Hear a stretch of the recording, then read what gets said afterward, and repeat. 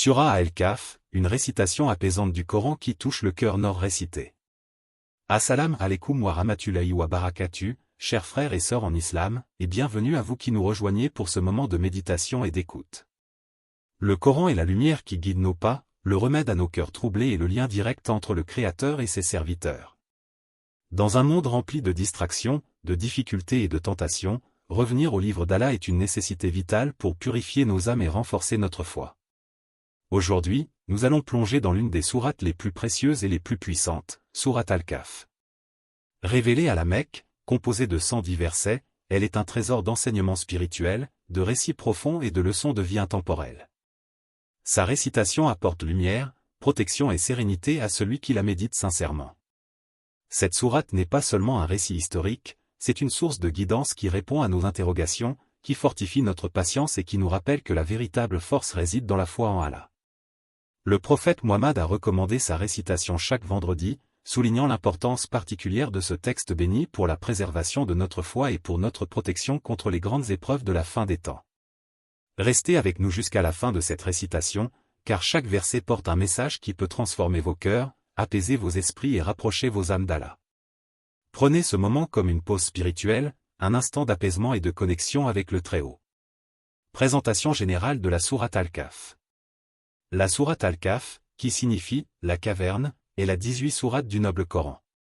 Elle est composée de 110 versets et fait partie des sourates mécoises, révélées au prophète Muhammad alors qu'il était à la Mecque, dans un contexte où les musulmans vivaient des persécutions et avaient un besoin vital d'encouragement, de foi et de patience. Cette sourate tient une place particulière dans le cœur des croyants en raison de la profondeur de ses récits et de la puissance de ses enseignements. Elle aborde différents thèmes essentiels pour tout musulman, la protection de la foi face aux tentations, la patience dans les épreuves, la relativité des biens matériels et la guidance divine qui dépasse la compréhension humaine. Al-Kahf nous enseigne que la vie est une succession d'épreuves, mais qu'Allah, dans sa sagesse infinie, guide toujours ceux qui placent leur confiance en lui. À travers des histoires marquantes, elle rappelle que la véritable réussite ne réside ni dans la richesse ni dans le pouvoir, mais dans la fidélité à la foi et l'attachement sincère à la vérité. C'est aussi une sourate tournée vers l'avenir, elle prépare les croyants aux grandes épreuves de la fin des temps, en particulier la tentation du Dajjal, l'Antéchrist, contre laquelle sa récitation procure une protection spirituelle. Ainsi, Al-Kahf est à la fois un rappel, une protection et une lumière qui éclaire le chemin du musulman dans ce monde et dans l'au-delà. Les bienfaits spirituels de la sourate al-Kahf. La sourate al-Kahf n'est pas seulement un récit riche en histoire et en sagesse, elle est également une source immense de bénédiction pour celui qui la récite et la médite.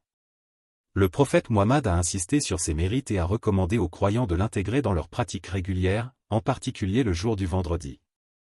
L'un des hadiths authentiques rapportés à ce sujet précise que, celui qui récite sourate al-Kahf le vendredi, une lumière brillera pour lui entre les deux vendredis. Cette lumière n'est pas seulement symbolique, elle représente une guidance, une clarté intérieure et une protection qu'Allah accorde à son serviteur sincère. Elle éclaire le cœur, purifie l'âme et protège le croyant contre l'obscurité des tentations et des épreuves de ce monde. Un autre bienfait majeur de cette sourate réside dans la protection contre le Dajjal, l'Antéchrist.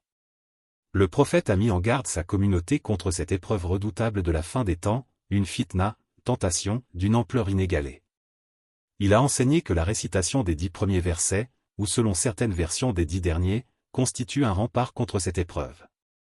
Ainsi, Al-Kahf devient une véritable armure spirituelle, un refuge pour préserver la foi des croyants.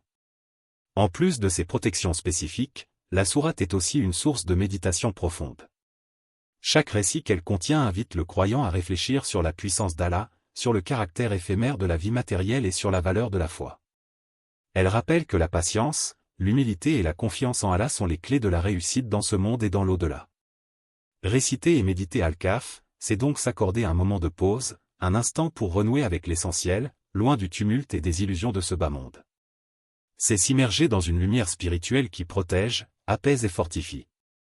Les 4 grandes histoires de la sourate al-Kahf. La sourate al-Kahf se distingue par 4 récits puissants qui, chacun à leur manière, enseignent des leçons universelles pour les croyants. Ces histoires ne sont pas de simples récits du passé, elles sont des miroirs dans lesquels chaque musulman peut se reconnaître et tirer une guidance pratique pour sa vie quotidienne. 1. Les gens de la caverne, Ashab al-Kahf. Ce récit met en lumière de jeunes croyants qui, dans une société dominée par l'idolâtrie, décidèrent de fuir pour préserver leur foi. Ils se réfugièrent dans une grotte, implorant la protection d'Allah. Par sa miséricorde, Allah les fit dormir pendant de longues années, les gardant à l'abri du danger, avant de les réveiller comme un signe de sa puissance. Enseignement pratique, la foi doit être préservée, L'homme aux deux même jardins. au prix de grands sacrifices. Allah nous raconte l'histoire d'un homme Ces jeunes ont riche, préféré doté perdre de le magnifiques confort de leur jardins, société plutôt que prospère de et compromettre leurs croyances. Mais son orgueil le Leur poussa à exemple oublier inspire Allah et tout à nier la croyant à résurrection. rester ferme dans sa foi. Par Même arrogance, face à l'oppression il se ou à vantait l'isolement. devant son compagnon croyant, La en véritable attribuant ses victoire n'est richesses pas à dans sa l'approbation propre du force, monde, mais dans la fidélité Allah fit envers alors Allah. périr ses jardins, réduisant à néant sa fierté et ses illusions. Enseignement pratique, ce récit rappelle que les biens matériels ne sont qu'éphémères.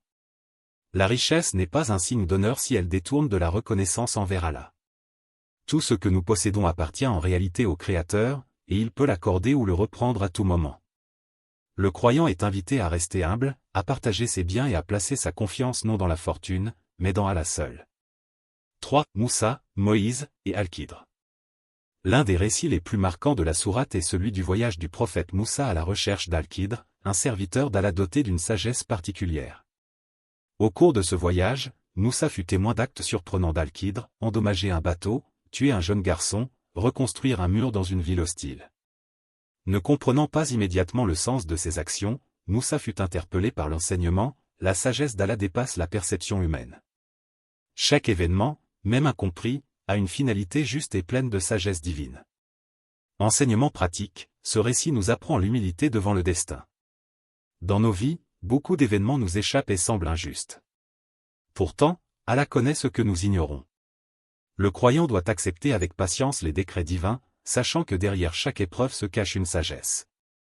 La soumission à la volonté d'Allah est la clé de la sérénité. 4. Dhul-Qarnayn. La sourate nous présente Dhul-Qarnayn, un roi juste et pieux, doté de pouvoirs et de moyens considérables. Contrairement à beaucoup de dirigeants, il mit son autorité au service de la justice et de la protection des peuples. Lorsqu'il rencontra des gens menacés par Gog et Magog, Yajouj et Majouj, il éleva une barrière solide pour les protéger, agissant avec justice et sans recherche d'intérêt personnel. Enseignement pratique, le pouvoir est une épreuve. Il ne doit pas être utilisé pour l'oppression, mais pour protéger les plus faibles et instaurer l'équité. Dhul-Qarnayn incarne l'exemple d'un dirigeant juste qui reconnaît que sa force vient d'Allah et qui l'utilise dans la voie du bien. Ce récit est un rappel pour tout croyant, chacun, à son niveau, possède une part de responsabilité et doit l'assumer avec justice et intégrité. Ces 4 histoires de la sourate Al-Kahf sont autant de paraboles pour guider les musulmans dans leurs choix quotidiens. Elles abordent 4 grandes tentations. La tentation de la foi, les gens de la caverne. La tentation des richesses, l'homme aux 2 jardins. La tentation de la connaissance, Moussa et Al-Khidr. La tentation du pouvoir, Dhul-Qarnayn. Chacune de ces épreuves traverse la vie humaine, et chacune trouve dans Al-Kahf une réponse, une lumière et une direction vers la vérité. Lien avec le jugement dernier et la foi. La sourate Al-Kahf n'est pas seulement un récit de sagesse ancienne, elle est aussi une préparation spirituelle aux grandes épreuves qui précéderont le jugement dernier. À travers ces versets, Allah oriente les croyants vers la constance, la patience et la fermeté dans la foi, même lorsque les tentations et les épreuves atteignent leur paroxysme. Le prophète Mohammed a mis en garde sa communauté contre la plus redoutable des épreuves de la fin des temps, celle du Dajjal, l'Antéchrist. Cette fitna immense sera marquée par la confusion, les illusions et la séduction trompeuse de ce faux messie. C'est pourquoi la récitation des premiers ou des derniers versets de la sourate Al-Kahf a été recommandée comme une protection contre le Dajjal. Cela montre bien le lien direct entre cette sourate et la sauvegarde de la foi dans les temps les plus sombres. Chacune des histoires relatées dans Al-Kahf reflète des épreuves universelles qui trouvent leur intensité ultime dans les événements de la fin des temps.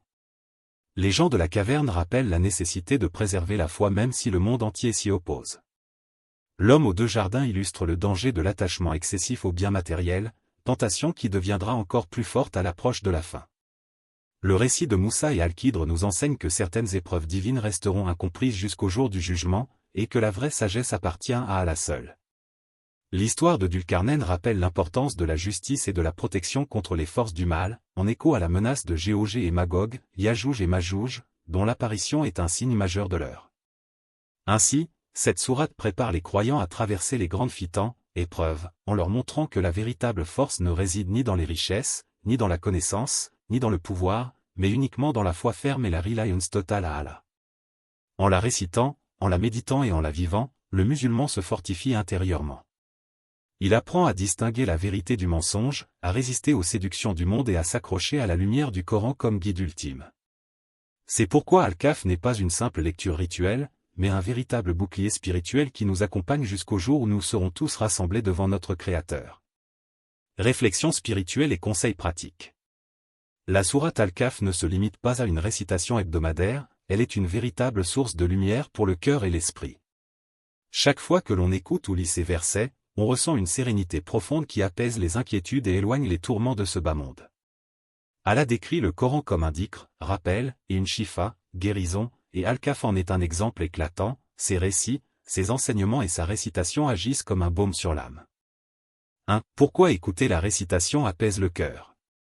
La récitation coranique, lorsqu'elle est faite d'une voix paisible et mélodieuse, a le pouvoir de calmer l'âme. Écouter Al-Kahf, c'est s'immerger dans un océan de paroles divines, c'est détacher son esprit des préoccupations matérielles pour se rapprocher d'Allah. Les rythmes sonores et le sens profond des versets créent un état de tranquillité intérieure, rappelant que la paix véritable ne vient pas de ce que l'on possède, mais de la proximité avec le Créateur. 2. Conseils pour intégrer la sourate dans la vie quotidienne. Lecture hebdomadaire, faire un effort pour réciter ou écouter Al-Kahf chaque vendredi, comme recommandé par le prophète. Méditation des versets, lire lentement, réfléchir à chaque passage et chercher à comprendre les enseignements derrière les histoires.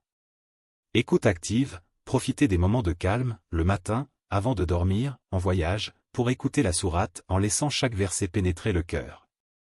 Application pratique, tirer des leçons concrètes des récits, rester humble malgré ses richesses, faire preuve de patience dans l'épreuve, se souvenir que tout est entre les mains d'Allah.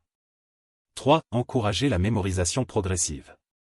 La mémorisation d'Al-Kahf peut sembler difficile en raison de sa longueur, 110 versets, mais en adoptant une approche progressive, elle devient accessible. Commencez par les 10 premiers versets et les 10 derniers, essentiels pour la protection contre le Dajjal. Répétez quotidiennement un petit passage, même quelques versets. Révisez régulièrement pour ancrer les versets dans la mémoire. Associez la mémorisation à la compréhension du sens pour renforcer le lien spirituel avec les paroles d'Allah. En adoptant ces habitudes, la sourate Al-Kahf devient plus qu'un texte lu occasionnellement, elle devient une compagne fidèle, une source de guidance permanente et un bouclier spirituel pour affronter les défis du quotidien. Récitation apaisante, moment central de la vidéo. Le moment central de cette vidéo repose sur la récitation apaisante de la sourate Al-Kahf. C'est ici que le spectateur doit ressentir pleinement la puissance spirituelle du Coran, non seulement par les mots, mais aussi par l'atmosphère qui l'accompagne. 1. Mettre en avant la voix douce et paisible. La récitation doit être claire, mélodieuse et posée. Une voix douce, avec une intonation qui fait ressortir la beauté des versets, touche directement le cœur de celui qui écoute. La douceur et la lenteur permettent au spectateur de savourer chaque mot, de ressentir la proximité d'Allah et de se laisser emporter par la spiritualité du moment. 2. Importance de l'écoute active.